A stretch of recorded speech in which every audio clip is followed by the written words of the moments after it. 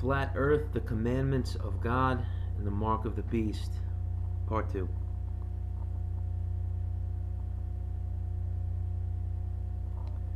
Revelation 13.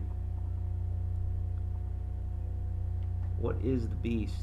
And I stood on the sand of the sea, and saw a beast rise up out of the sea, having 7 heads and 10 horns, and on his horns 10 crowns, and on his heads the name of blasphemy. And the beast which I saw was like to a leopard, and his feet were as the feet of a bear, and his mouth was as the mouth of a lion. And the dragon gave him his power, and his seat, and great authority. And I saw one of his heads as it were wounded to death, and his deadly wound was healed, and all the world wandered after the beast. And they worshipped the dragon which gave power to the beast. And they worshipped the beast, saying, Who is like the beast? Who is able to make war with him? And there was given to him a mouth speaking great things and blasphemies, and power was given to him to continue 42 months. And he opened his mouth in blasphemy against God, to blaspheme his name and his tabernacle and them that dwell in heaven. So this beast, over the millennia, has blasphemed God.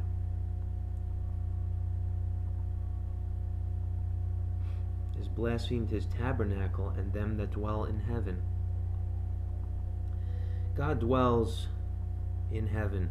Heaven is my throne, the earth is my footstool. That is what God says. We know that there is the heavens above. There is the sky where the birds fly, where planes fly now in our day. And there is the firmament where the sun, the moon, and the stars are, the second heaven. And then there is the third heaven where God's throne is, where God dwells. Paul talked about that a little bit. But this beast has always turned the creation upside down. We have this 7-headed, 10-horned beast. And people have always wondered what this is. Let's go back to Daniel 2.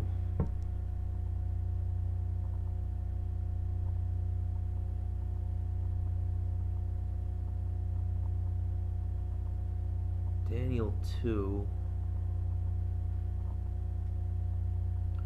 where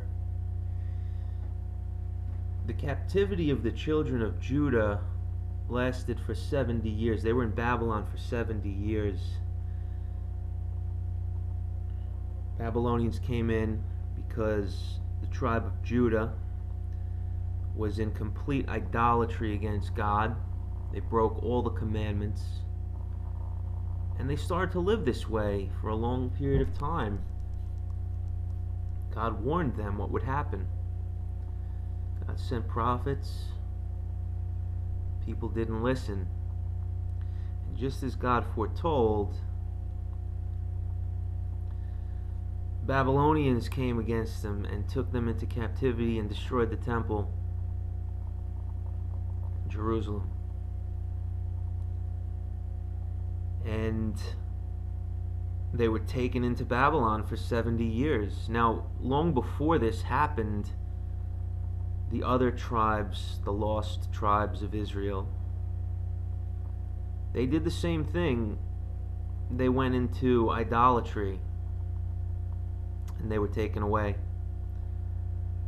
But that's a story for another video. So, the captivity of Judah, which lasted for 70 years, Daniel was a part of this captivity. He was a prophet, and he was telling the king had a dream. King Nebuchadnezzar had a dream, and he couldn't figure out the interpretation of it, and he called to all his magicians and wizards and whatnot, and he wanted to know, and they couldn't tell him. Daniel was a wise man. He followed God, and he was sent for. So in Daniel chapter 2,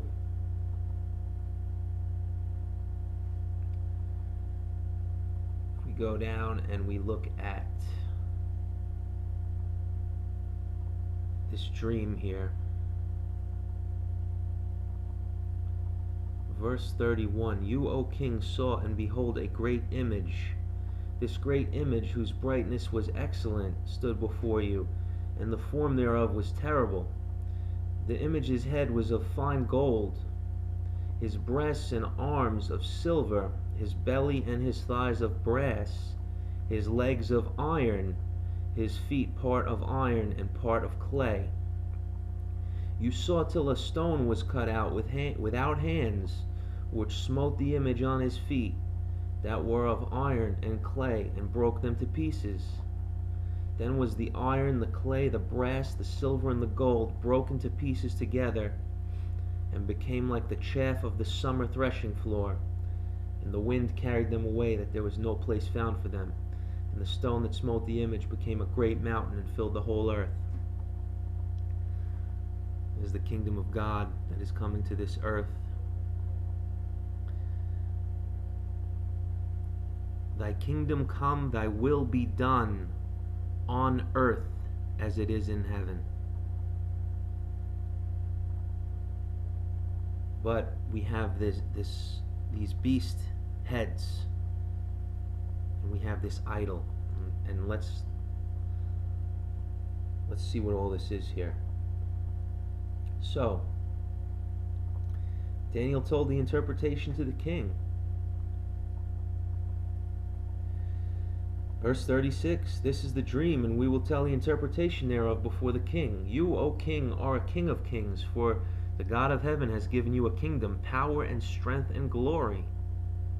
And wherever the children of men dwell, the beasts of the field and the fowls of heaven have he given into your hand, and has made you rule over them all.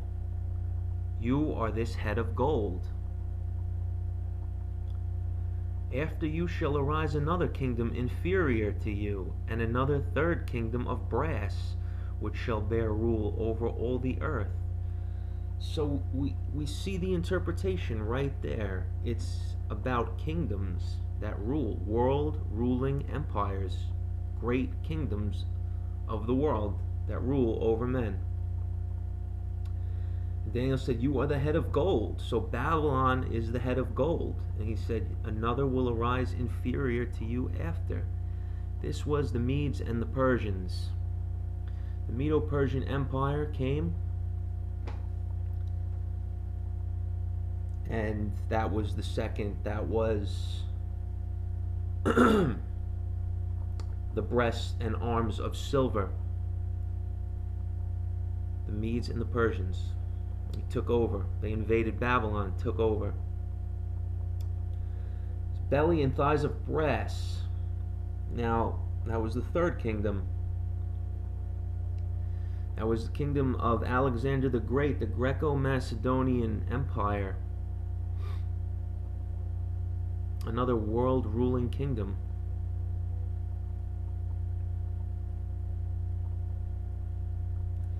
Now, after the Greco-Macedonian Empire, verse 40, Daniel 2, And the fourth kingdom shall be strong as iron. For as much as iron breaks in pieces and subdues all things, and as iron that breaks all these shall it break in pieces and bruise.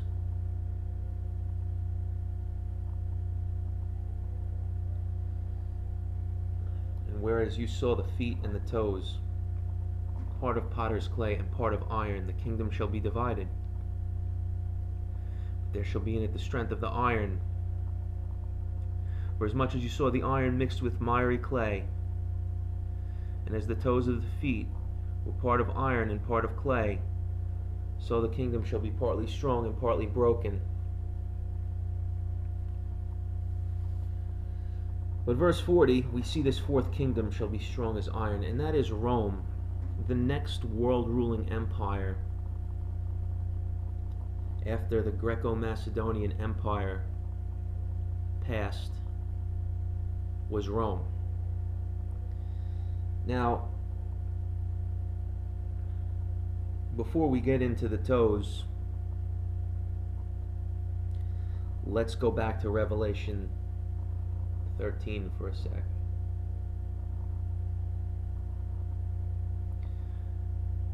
The seven-headed, ten-horned beast. Now more is given on this in Revelation 17. So let us jump over there actually.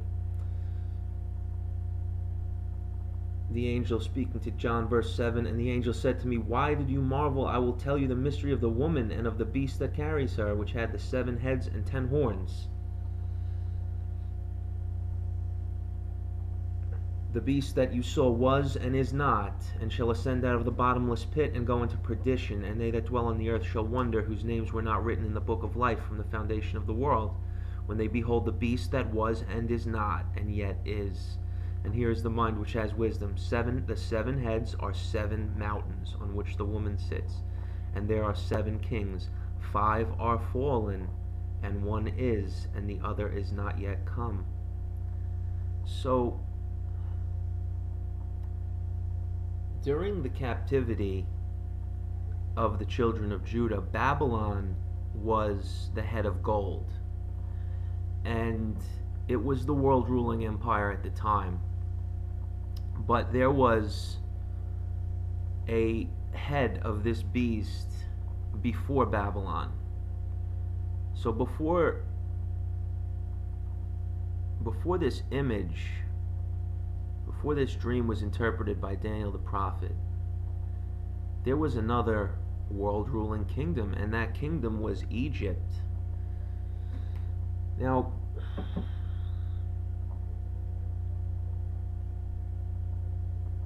the children of Israel were in Egypt, and they became enslaved in Egypt.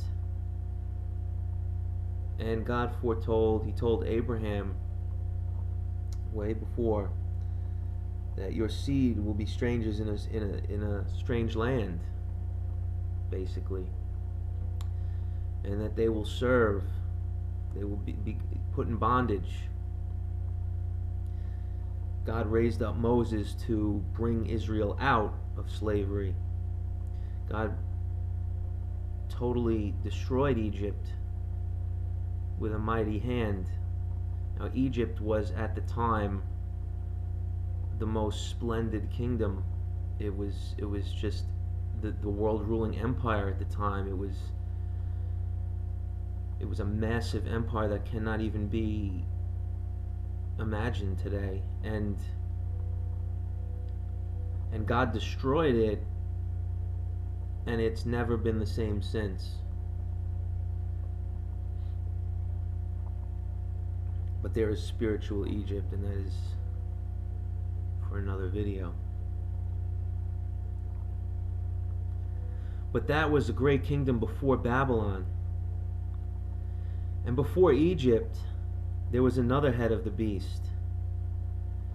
There was a pre-flood kingdom, a pre-flood one-world kingdom. You see, the Great Pyramid of Egypt was no doubt built before the flood of Noah. There are pyramids all over this earth. Some are underwater and some are buried. The Great Pyramid of Egypt, which aligns with the stars above, perfectly cut stones, is a remnant of a time gone by, of a one world ruling empire prior to the flood of Noah. And in those days before the flood, the world was very different, and man can't even contemplate it. I mean, people lived much longer lifespan, very long lives, 800-900 years, healthier, stronger. God, man had a long lifespan from God in those days. But wickedness increased, and many interesting things went on before the flood, including fallen angels descending and mingling with mankind and teaching mankind wrong things. And wickedness increased, and man became very, very evil and only had evil intentions. God said, I'm going to destroy all flesh. I'm going to bring a flood on the earth. And he did. The waters of the great deep, the waters under the earth were broken up. Fountains under the earth were opened. And the windows of heaven were opened. The water above. And it rained for the first time. You can imagine people, before this it didn't rain. It never rained before. The earth was watered with a mist. Came up from the ground. You had people living hundreds of years, it didn't rain. They've never experienced anything like it. You can imagine when the flood waters started, how terrifying that must have been. So it's just to see the water rising, continuing to rise. Terrifying. I mean, people were probably trying to climb mountains and get on their ships, but they weren't prepared, you see. Only Noah was prepared. Only Noah and his wife and his 3 sons and their wives survived that. But the earth was one. It was a one world kingdom. The beast that was. So let us put this all together now. The 7 heads, Revelation 17 verse 9, here is the mind which has wisdom. The 7 heads are 7 mountains on which the woman sits, and there are 7 kings. 5 are fallen. So we have this pre-flood kingdom. In these kingdoms, there is spiritual powers behind these kingdoms. We have this pre-flood kingdom, 1. And after the flood, man started to multiply again, just from Noah's family. And people began to be wicked again quickly. And they had Nimrod, the first rebel, after the flood. And he built the Tower of Babel. And before that, everyone was still of one language, just like before the flood. And they started to build the tower. God confounded the languages for the first time in history. He confused the tongues, where people couldn't understand each other to accomplish what they wanted to anymore. So they started to work with signs and symbols and things of this nature. So we get a lot of occult practices today, Freemasonry, witchcraft, different things that come from the Babylonian mystery religions. So after the flood, things started to quickly happen, and Egypt and Babylon became great kingdoms. But before Babylon, Egypt was a mighty, mighty kingdom. And we know that God destroyed Egypt to bring a people to himself.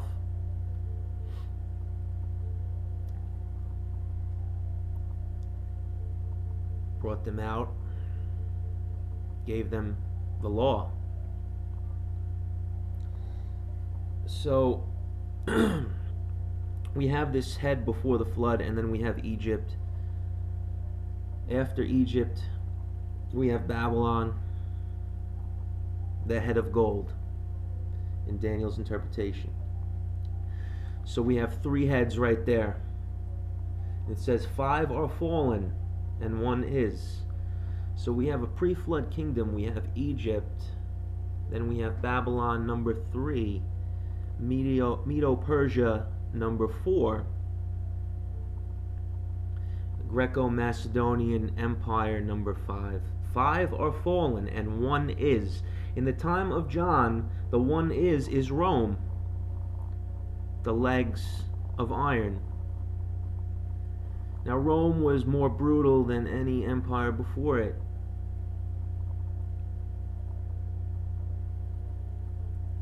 Killed Christ, crucified Jesus Christ, killed many of the apostles, martyred.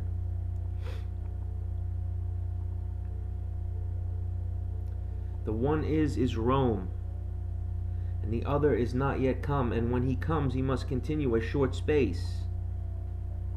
And the beast that was and is not, even he is the 8th, and is of the 7, and goes into perdition. Now the beast that was is the first kingdom before the flood. And Jesus Christ confirms this in Matthew 24.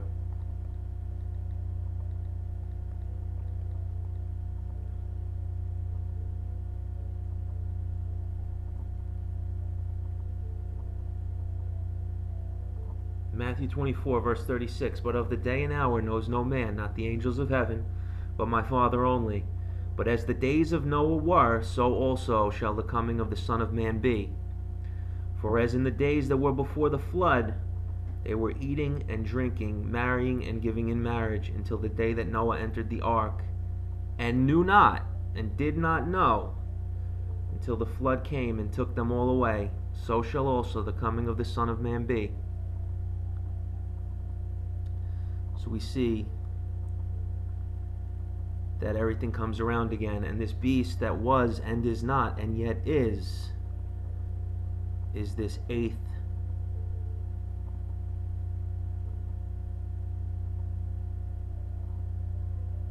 kingdom, this 8th beast, this 8th head, excuse me.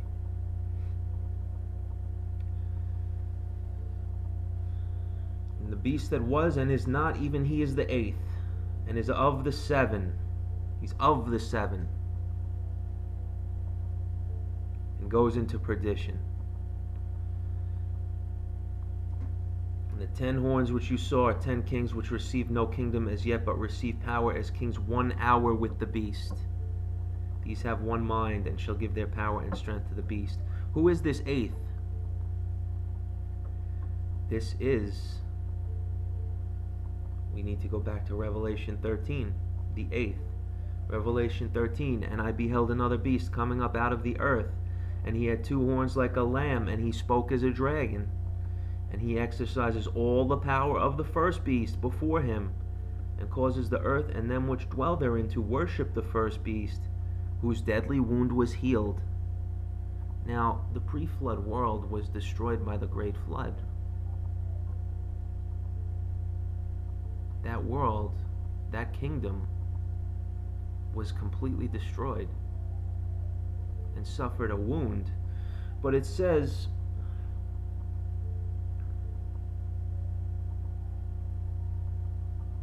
and he exercises all the power of the first beast before him, and causes the earth and them which dwell therein to worship the first beast, whose deadly wound was healed. And he does great wonders, so that he makes fire come down from heaven on earth in the sight of men. And he deceives them that dwell on the earth by means of those miracles which he had power to do in the sight of the beast, saying to them that dwell on the earth, that they should make an image to the beast. An image to the beast. Now in part 1 we read that we shall have no images of anything in the heavens above or the earth beneath. Exodus 20, the second commandment. Exodus 20, verse 4. You shall not make to you any graven image or any likeness of anything in the heavens above, or that is in the earth beneath, or that is in the water under the earth. You shall not bow down yourself to them, nor serve them. For I, the Lord your God, am a jealous God, visiting the iniquity of the fathers on the children to the 3rd and 4th generation of them that hate me, and showing mercy to thousands of them that love me and keep my commandments. So we know we've been shown these false images, especially the globe earth. Revelation 13 says, "And he deceives them that dwell on the earth," verse 14, "by means of those miracles which he has power to do in the sight of the beast, saying to them that dwell on the earth, they should make an image to the beast, which had the wound by the sword, and did live. And he had power to give life to the image of the beast, that the image of the beast should both speak, and cause that as many as would not worship the image of the beast should be killed." Now, the world wanders after the beast. Name me a government on earth right now that has not believed this lie, that does not promote the globe, this globe image. Every government on earth believes we live on a spinning ball and promotes this. Now, the people behind the scenes, I know they do not believe it. They know what they're doing. We'll get to that.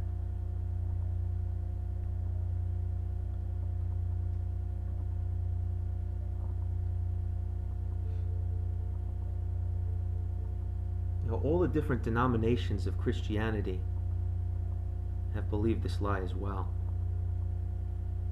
over the years. They're not following the commandments of God. They're not seeing clearly. They're not seeing spiritually with spiritual eyes. They're not hearing. They're not truly hearing the word, because there has been a famine of the word of God. There's been many false prophets, false teachers. Because of that, people are led astray. They're led to follow false Christs.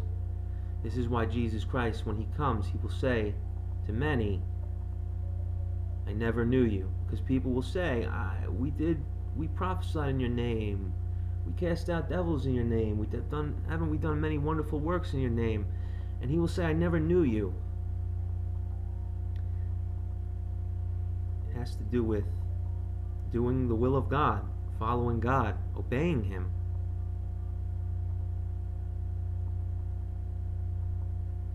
And those who are not doing the will of God and not obeying him, the wheat and the tares. But we see this image of the beast here.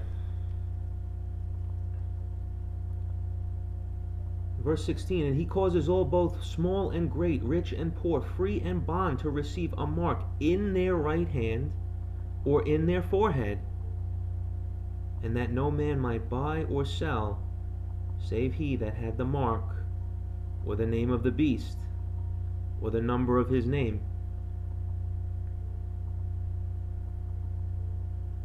Now,